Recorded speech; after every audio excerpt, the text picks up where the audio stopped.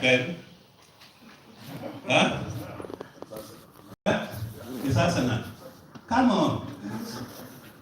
Okay, there's a much bigger club in UK. The biggest club ever in the UK is called Manchester United.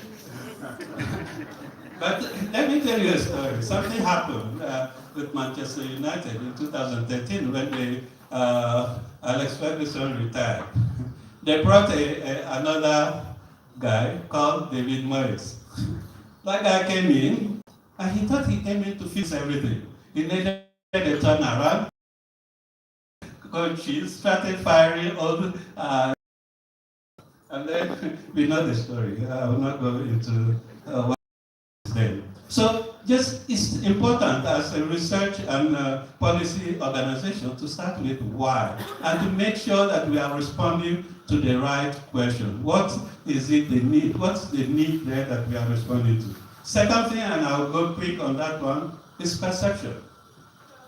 I mean, we cannot talk together, we cannot collaborate, have that collective action without being able to listen to the other story. I mean, researchers have their own story, policymakers and communities, and nobody is listening to the other perspective. Maybe you listen to Chimamanda's the danger of a single story. If you have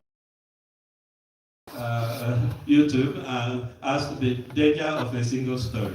Chimamanda is a writer and author from Nigeria, and he talked about it. And sometimes I think that's what's happening between research, policy, and communities. Everybody has his story, and nobody is trying to listen to the other's story. So everybody is so happy with his single story. Like I said, I mean, everybody is busy getting branded, and we are getting branded, constructing our own narrative, our own story, and we even fall in love with that story, with that narrative, and we forgot that it's a constructed story. Everyone, policymakers, researchers, everyone has a constructed story. So the next thing after starting with the why is being able to get the other perception, the other perspective. Being able to sit down and listen to the other perspective. I think that's what somebody talked about, dialogue.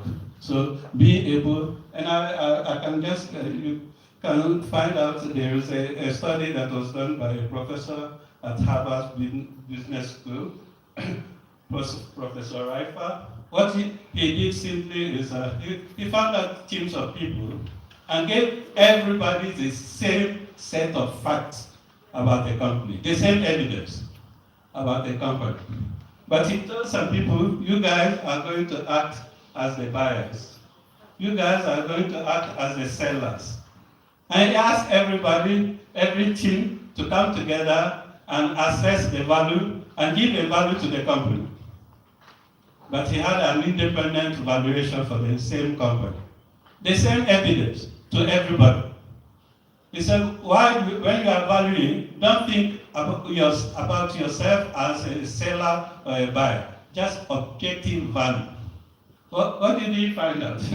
He found out those who acted as buyers were, on average, they valued the company 30% less than the real value. And those who had to act as sellers, on average, they value the same company 30% more than the real value. So everybody was trying to protect self-interest. Since I'm the one buying, let me just reduce the value. Since I'm the one selling, let me increase the value. And that's what is happening between research, policy, and communities. Everybody is on his own spot with his own perceptions. So, second thing, be aware of making sure that you don't fall in the trap of the single story. My third word, I'll go quickly, is, I think it's good to have the why. It's good to listen to the perceptions of the others. But the best thing, as somebody said it here, actionable. I think my predecessor, actionable. So practice, actionable. something that is practical, something that people can really practice in life.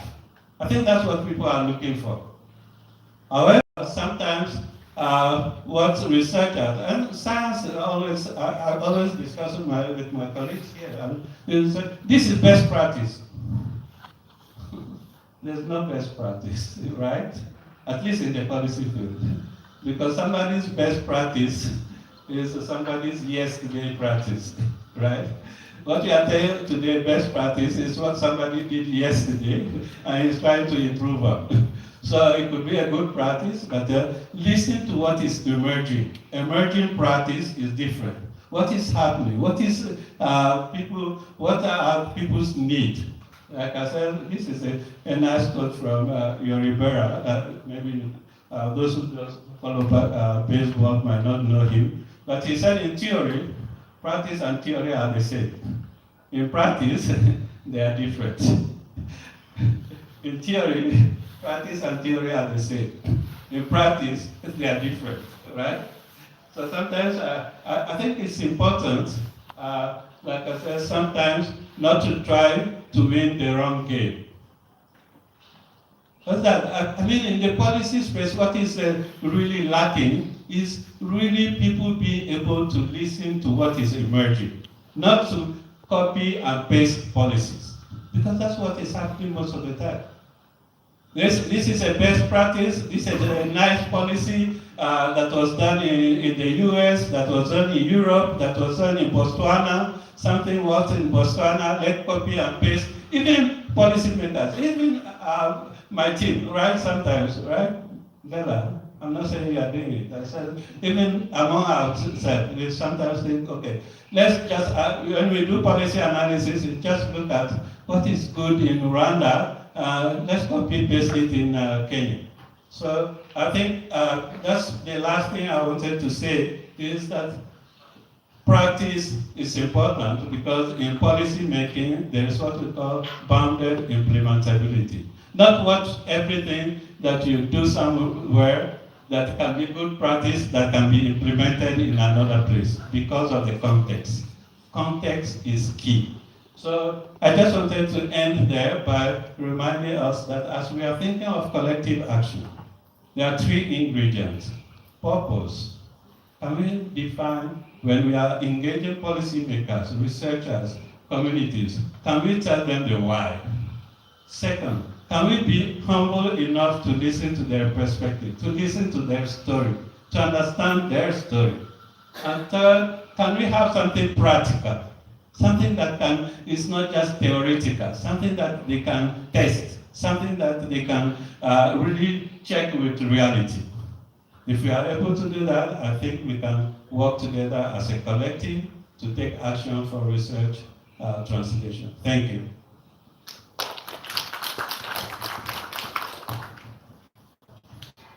Some wonderful points there. So the question being asked by scientists is why?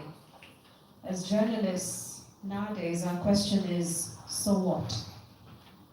Right? So what's the benefit to the audience? Why should we cover that story? And therefore, we should mix the why and the so what, and then we'll be able to have actionable research that can actually help tease. I would like to welcome on stage the Congress's chairperson. This is Professor Violet Nanyu. She's an associate professor at the Moi University. She's a leading behavioral and social science researcher at AMPEF Kenya. She's a co-founder of Focus Projects and Research Organization Kenya. She trained in sociology in the USA, medical anthropology in Holland, and the global bioethics in Mexico, and is an elected fellow at the African Academy of Science, member of the WHO Technical Advisory Group, among many other accolades. A round of applause for Ms. Nanyu. Thank you very much. As you've heard, my name is Violet Nanyu, and I work with AMPAT Research in Western Kenya and also with Moi University. I've been with Moi since 1996.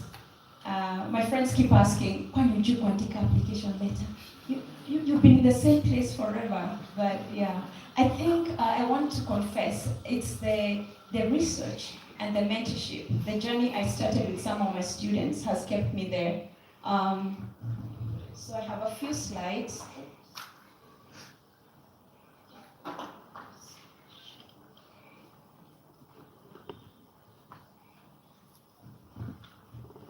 All right.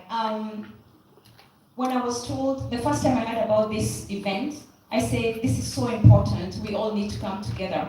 And so, as my predecessors have said, I think it's all about you and I, it's a collective. And so, ladies and gentlemen, I greet you this morning and I thank you for making time to come and hear what the Radio Africa and the Star Health are proposing for our nation. An annual event that is going to help us come together and listen to one another. And as my friend Mamadou says, we bring our stories together to better the life for Wanjiko. So AMPAT, for those who may not know about it, we are mainly on the Western Zone. We've been there for a while and our vision, quite similar to what APHRC is doing, is to be Kenyan-led, to meet the priority needs in our counties and actually respond to the needs of Wanjiko real time. So you will find that our mission is to lead with care. We are implementation science type of researchers. So while we are doing the science, we are trying to inform care. If we are doing HIV work and we learn something new, we try to make sure that information feeds back to the in charges of the facilities, even as we continue to do research. That's why you see people saying, we pride ourselves as saying it's AMPAT leading with care. And the founders of AMPAT are very passionate about that. Actually, when you write a grant and you say you want to do your research in AMPAT, they always ask, okay, you'll be doing research. What else will you do with the program for the patients and the communities where you're going to do the work you're going to do? Is there something you're going to do with the clinicians to enhance their work? Are you going to change patient flow in the ANC clinic? You know, we insist on leading with care apart from doing the research. So our mission is to lead with care, to partner with people. We have about more than 20 universities in North America working with us, and now we have new branches of AMPAT. We have AMPAT Nepal, AMPAT Mexico, and AMPAT Ghana. So, and all these AMPAT offshoots have come from AMPAT Kenya. So we are very proud to send some of these practices out there. Our values, as you can already guess, is collaboration. We really value coming together, putting our minds together, mutual respect, and one of the things we pride ourselves in trying to reduce inequities. So we try to make sure we go as far as we can within the communities, reaching marginalized populations and thinking about their needs while we're thinking about more of the general Wanjiko's needs across the Western Zone where we work. We also try very hard to enhance infrastructure for research, the same way APHRC through the Qatar program and other programs, and a colleague from South Africa will be talking about Qatar. We are saying without Africanist scholars, yeah, it will always be helicopter research. Someone will come, they have to go back, yeah? So we have to build capacity of early career researchers in our own nation to understand how you go about doing research and informing the healthcare system and all the other development issues we have in our country. So one of the things we invest in is infrastructure when it comes to capacity building, but also things, whether it's biobanking and other things. And in my next slide, I can show you some of the things we've been doing. What we call the cause. We have the biobanks, the bioethics, enhancing people's understanding of bioethics in research and in other works within the clinics, enhancing the lab's capacities to do high-end research, including we're trying to go into the new frontiers of genomics and other things, making sure people understand qualitative and quantitative research and how to use that when you're investigating those whys and who's and what's going on, and making sure that the last one here, research can be translated into policy and practice, our newest core. And my colleagues will be talking about it today. And we have all kinds of working groups, as you can see, to make sure we are addressing all areas of health matters, from mental health to pharmaceutical to public health, you name it. And all these have a lead who is Kenyan and a lead who is from North America. So we make sure there's always two helping lead. And for my case, I am leading the behavioral and social science one. I'm also responsible for the qualitative part, and I also support the bioethics. I'm a bioethicist. So looking at the grants, okay, we know there's been a big slice of cake that has disappeared recently in America, but a lot of our grants had come from NIH and also other sources, and you can see We've had at least 1,500 publications in peer-reviewed journals. But has this, as my friend Mamadou says, has this touched the MOH system in any way? Those are the realities we are asking about. A lot of money has come to do research. Has it been wasted, as he has put it? Because maybe we didn't meet where the rubber meets, we didn't go where the rubber meets the road. We are working more and more towards that, and that's why now AMPAD has established the research core to ensure translation of research into practice and into policy. But I'm happy to report we've been covering, as you can see, some of the priority areas of need in our country, from malaria to mental health, hypertension, diabetes. Right now we're doing a lot of work with the Ministry of Health around hypertension and diabetes. And we are hoping to continue writing grants in the US and of course beyond. So if you want to get in touch with us, I will leave these slides, and anyway, if you just type AMPAD Kenya, you will be able to know what we are doing, the research we've done, the publications we have, and how you can also work with us in future. So I wanted to share that as an example of how rich Kenya is. This APHRC and AMPAD are just examples of what's going on in this country. There's Kemri, there's ILRI, you name it, the list is endless. Can you imagine if we all synergized? How beautiful we would really conquer a lot of things. And so maybe I'm looking forward to the annual conference next year, where we will actually be having abstracts from early career researchers, from faculty, from you name it. It will be a beautiful day. But today it's inaugural. We just want to say this is why we've come together, because there are outfits like this across the nation, and maybe we're not speaking to each other as much as we should and informing our health system. Thank you very much. I will stop there, and you will hear more about the AMPAD Research Translation Core in the next presentation. Back to you, the host chair. Thank you very much, Chairperson, for the Congress. We now want to head into some presentations that are online. We give it a few minutes as we set up. We are being joined by Dr. Faith Diego and Chris Bell from the AMPAD Research Program. What they'll be doing is, of course, research translation and health policy.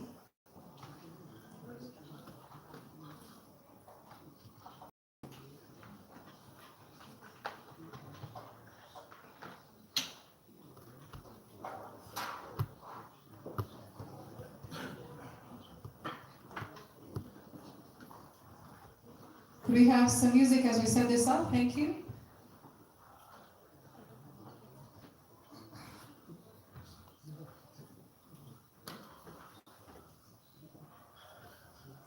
Or should I say DJ? DJ selector. Some music, please, as we wait. Thank you.